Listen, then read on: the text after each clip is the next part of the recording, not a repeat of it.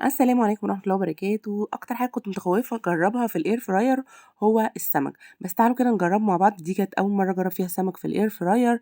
السمك حطّيته قطّعته نُصّين ورشّيته زيت، وضبطت التايمر على 10 دقايق ودرجة الحرارة خلّيتها 200 ودخّلته سِبته يستوي. ال10 دقايق دي طلّعت لي اللون جميل، جميل وعجبني. كان ممكن أدّي له كمان 5 دقايق هياخد لون أغمق من كده، وبالفعل ادّيته 5 دقايق كمان عشان يغمق عن كده، وبعدين قلبته. بنكون معفّرينه في دقيق الأول، دقيق بس نعفّره كده كإننا هنقليه عادي وننفّض الدقيق منه، وبعدين ندّي له رشة زيت. رشة الزيت دي مهمة جدًا، جدًا، بتخلّي اللون يعني يلقط اللون بسرعة، ما ياخدش معاكِ وقت طويل. حابة أقول إن كانت أحلى تجربة للسمك بجد. السمك كان مستوي جدًا، جدًا، جدًا، وماسك في بعضه مش مهري.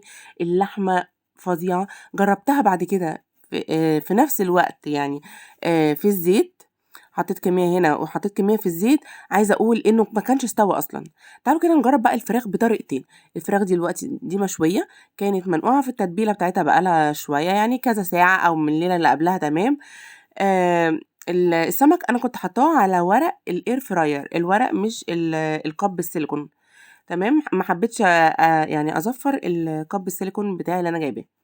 أمّا الفراخ بقى حطيتها هنا كده عادي متبّلة ويا دوبك اديتها رشة زيت بس، دخّلتها الفرن. عارفة كنت سمعت قبل كده في فيديوهات إنها بتاخد نُص ساعة، فعلًا دخّلتها على درجة حرارة 200 ونُص ساعة وما فتحتش عليها قبل النُص ساعة دي. تعالوا كده شوفوا معايا الفراخ هيبقى شكلها عامل إزاي. خلاص كده عدّى الوقت. ده كان الوِش. أنا اتصدمت بصراحة من اللون، واخدة لون رهيب، رهيب الله أكبر. خلاص بقى كان المفروض إن أنا أقلّبها، بس هي كده تعتبر كسِوَى استوت، لكن أنا محتاجة أدّي الناحية التانية لون بس.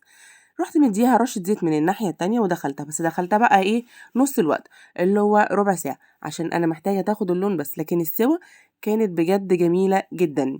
دخلت ربع ساعة، كانت كده بقى من ناحيتين مشوية، أكني وديتها لحد يشويها.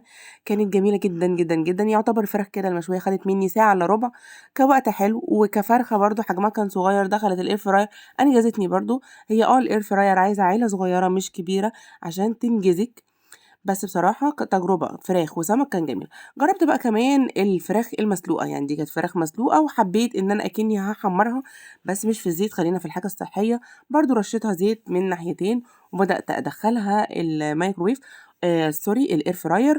وبرضه ممكن ناخد كلون أكتر، حطيت لها شوية كاتشب ووزّعتها عليها عشان تاخد لون محمِر كده، مش كلون التحمير العادي. ودخّلتها برضه الair fryer.